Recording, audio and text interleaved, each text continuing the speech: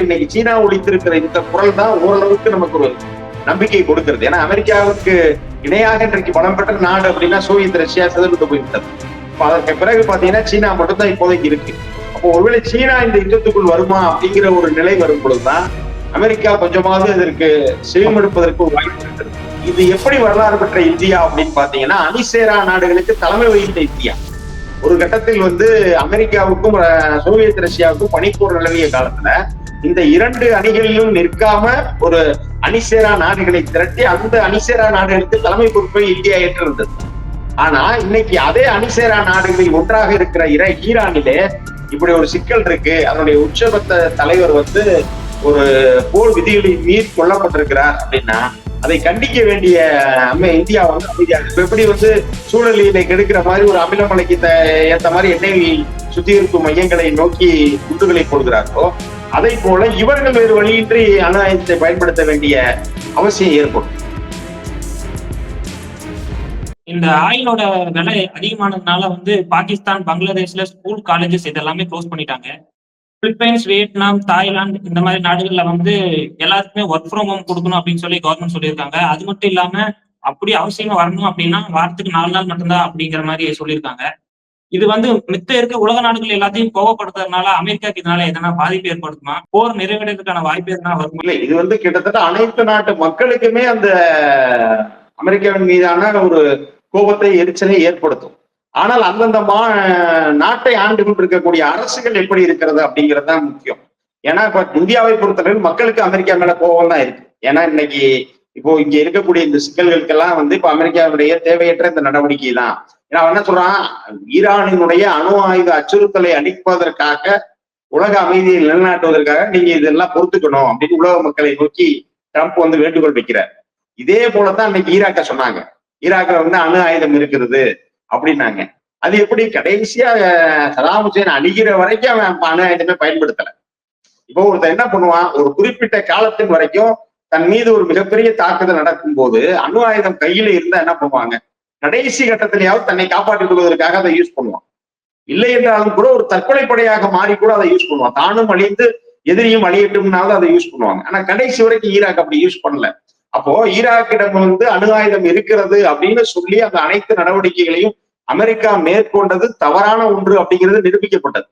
அப்ப முழுக்க முழுக்க அந்த மத்திய கிழக்கு நாடுகளில் இருக்கக்கூடிய அந்த எண்ணெய் வளங்களை தான் அபகரிக்க வேண்டும் அப்படிங்கிற எண்ணத்தோடு தான் அமெரிக்கா இத ஈராக் விஷயத்துல செஞ்சு. இப்ப அதேதான் இப்ப அப்படியே ஈரான் மீது சொல்லுது, ஈரானிடம் அணு ஆயுதம் இருக்கு அப்படின்னு. அப்போ இது மேற்கொண்டு இந்த போர் உக்கிரமாக மாறுமேயானால், ஒருவேளை ஈரான் இப்போ வரைக்கும் ஐஏஏ சொல்லல, அதாவது ஈரான் தன்னை அணுசக்தி நாடாக அறிவித்துக் கொள்ளவில்லை. ஆனால் அணு ஆயுதங்கள் அவரிடம் இருப்பதாக அமெரிக்காவும் இஸ்ரேலும் சந்தேகப்படுகிறது. அப்போ ஒரு கட்டத்துல அவங்க தேவையற்ற வேற வழி இல்லாம அணு ஆயுதத்தை பயன்படுத்த வேண்டிய நிலைக்கு தள்ளப்படலாம். ஒண்ணு இல்ல, ஒருவேளை நான் முன்னே குறிப்பிட்டதை போல மரபு ஒளி போரில் ஈரானை இவர்களால சமாளிக்க முடியல. ஏன்னா ஈரான் மரபு ஒளி போரில் ஈரான் கொஞ்சம் முன்னணியில தான் இருக்கு. அப்போ என்ன பண்ணுவாங்கன்னா இவங்க இது போன்ற நடவடிக்கை இப்ப எப்படி சூழலினை கெடுக்கிற மாதிரி ஒரு அமிலமலைக்கு ஏற்ற மாதிரி எண்ணெய் சுத்திகரிப்பு மையங்களை நோக்கி குண்டுகளை போடுகிறார்களோ அதை போல இவர்கள் வேறு வழியின்றி அணு ஆயுதத்தை பயன்படுத்த வேண்டிய அவசியம் ஏற்படும். அப்போ ஒரு கட்டத்துல இந்த போர் என்பது இறுதியிலே அணு ஆயுத போராக மாறிவிடுமோ என்கிற ஒரு அச்சம் உலக மக்கள் அத்தனை பேருக்குமே இருக்கிறது.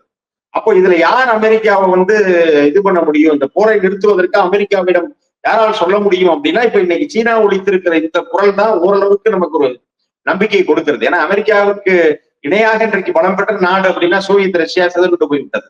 இப்ப அதற்கு பிறகு பாத்தீங்கன்னா சீனா மட்டும்தான் இப்போதைக்கு இருக்கு. அப்போ ஒருவேளை சீனா இந்த யுத்தத்துக்குள் வருமா அப்படிங்கிற ஒரு நிலை வரும் பொழுதுதான் அமெரிக்கா கொஞ்சமாவது இதற்கு செவிமடுப்பதற்கு ஒரு வாய்ப்பு இருக்கிறது. மற்ற நாடுகளை பொறுத்தளவில் அந்த நாட்டினுடைய அரசு அதை எதிரொலிக்குமா? இப்ப உதாரணத்திற்கு நான் இந்தியாவில இருக்கக்கூடிய எல்லாரும் இதுக்கு எதிராக இருக்காங்க. ஆனா இந்திய அரசு அமெரிக்காவை எதிர்த்து நிற்கிறதா, இந்த திராணியை தெம்பை பெற்றிருக்கிறதா அப்படின்னா இல்ல. அப்போ ஒரு கிட்டத்தட்ட இப்ப ராகுல் கேள்வி எழுத்ததே போல இந்தியா என்பது அமெரிக்காவோட இன்னொரு மாநிலமா அப்படிங்கிற அளவுக்கு இருக்கு.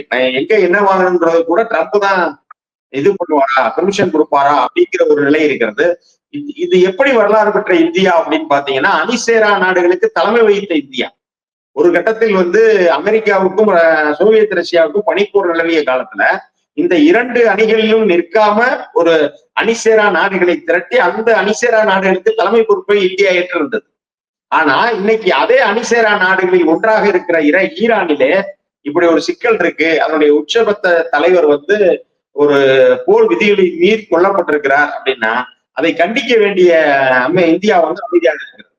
அப்போ இப்படி பல்வேறு நாடுகளை ஆளுகிற தலைவர்கள் இன்றைக்கு அமெரிக்காவுடைய கைப்பிடியில் சிக்கி இருக்கிறார்களே தவிர இந்த உலக மக்களுக்கு அமெரிக்கா மீது ஒரு வெறுப்பு தான். ஆனா யுஏஇ என்ன சொல்றாங்கன்னா, மோடியோட ஒரு போன் கால் போதும் போர் நின்றும் அப்படின்ற மாதிரி சொல்றாங்க.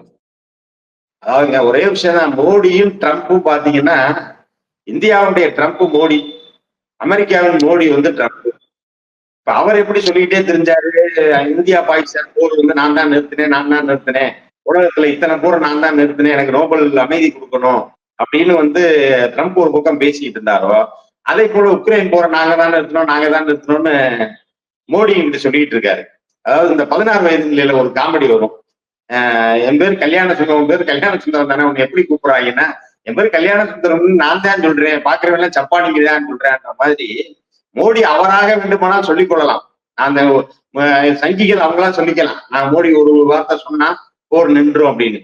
ஆனால் உலகத்தின் பார்வையில் ஒரு நாட்டிடம் எண்ணெயை பெறுவதற்கு கூட இன்னொரு நாட்டினுடைய அனுமதியை பெற்று வாங்க வேண்டிய ஒரு நிலைக்குத்தான் இன்றைக்கு மோடி இருக்கிறார். அதுதான் மோடியோட உண்மையான செல்வாக்கு. சைனா ஆயில் பை பண்ற கண்ட்ரியான வெனிசுலா, ஈரான் இந்த கண்ட்ரிகளை குறி வச்சு அமெரிக்கா தாக்குறதாக சொல்றாங்க. இப்போ சைனா ஓரங்கட்டப்பட்டா இந்தியாவுக்கு சைனாக்கும் ஒரு பாதிப்பு ஏற்படும். இந்தியா அமெரிக்காவோட சப்போர்ட் இருந்தா நம்ம கொஞ்சம் ஸ்ட்ராங்கா இருக்கலாம், அதுக்காக அமைதியா இருக்கிறதா அவங்க சொல்றாங்க. இல்ல அதாவது நீங்க பின்னால் இது நடக்கும்ன்றதுக்காக நான் இப்படி ஒரு நடவடிக்கை எடுக்கிறேங்கிறது வேற.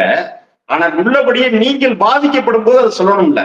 இப்போ இவர்களுடைய பாதிப்பின் காரணமா இன்றைக்கு இந்தியாவிலேயே அதிக மக்கள் தொகை பெற்ற நாடா இன்னைக்கு சீனாவை நெருக்கி நம்ம போறோம். அப்போ நமக்குத்தான் இந்த போர் உக்கிரமாச்சுன்னா, கேஸ் பாதிப்போ இல்ல இதோ வந்துச்சுன்னா அதிகமான மக்கள் பாதிக்கப்படக்கூடிய நாடாக இந்தியா தான் இருக்கும் மற்ற நாடுகளை விட. அப்போ அதற்கு நீங்கள் என்ன நடவடிக்கை எடுக்க போறீங்க? ஒண்ணு. இன்னொன்று, ட்ரம்ப் 2ஆம் முறையாக பொறுப்பேற்ற பிறகு சட்டவிரோதமாக தங்கி இருக்கிற எல்லா நாட்டினை சேர்ந்தவர்களே அனுப்பினார். மற்ற நாடுகள், ஒரு சின்ன நாடு கூட மிரட்டி அவங்க ஒரு தனி விமானத்தை அனுப்பி கௌரவமா கூட்டிட்டு வந்தாங்க. ஆனால் இங்க இந்தியால கைவிலங்கு பூட்டப்பட்டு இந்தியர்கள் திருப்பி அனுப்பப்பட்டார். இப்படி நீங்க பாதிக்கிற நேரமும் கூட நான் வாயை திறக்க மாட்டேன், சீனாவுக்கு கூட பிரச்சனை வரும்போது எனக்கு அமெரிக்கா சப்போர்ட் பண்ணணும் அப்படின்னு நம்ம கேட்க முடியாது இல்ல, வெயிட் பண்ணிட்டு இருக்க முடியாது இல்ல. உனக்கு பாதிப்பு வரும்பொழுது அதை கேட்பதற்கு கூட உங்களால முடியல அப்படின்னா அப்புறம் எப்போ நீங்க இது பண்ண போறீங்க? நாளைக்கு சீனாவுடைய வரும்போது உறுதியாக அமெரிக்கா நிற்கும்னு எதுவும் சொல்ல முடியாது. நாம் எதற்காக சீனாவை பயத்துக் கொள்ள வேண்டும்னு கூட அமைதியா போயிடலாம்ல, அதுவும் நடக்கிறதுக்கு வாய்ப்பு இருக்குல்ல. அப்ப பின்னாடி அன்னைக்கு அவன் சப்போர்ட்டுக்கு வருவான்றதுக்காக நீங்க முழுமையா அவனுக்கு அடிமையாக இருக்க முடியாதுல்ல. நிகழ்ச்சியில் கலந்து கொண்டு பல்வேறு செய்திகளை நம்ம கிட்ட பகிர்ந்துட்டீங்க. ரொம்ப நன்றி சார். வாய்ப்புக்கு நன்றி, வணக்கம்.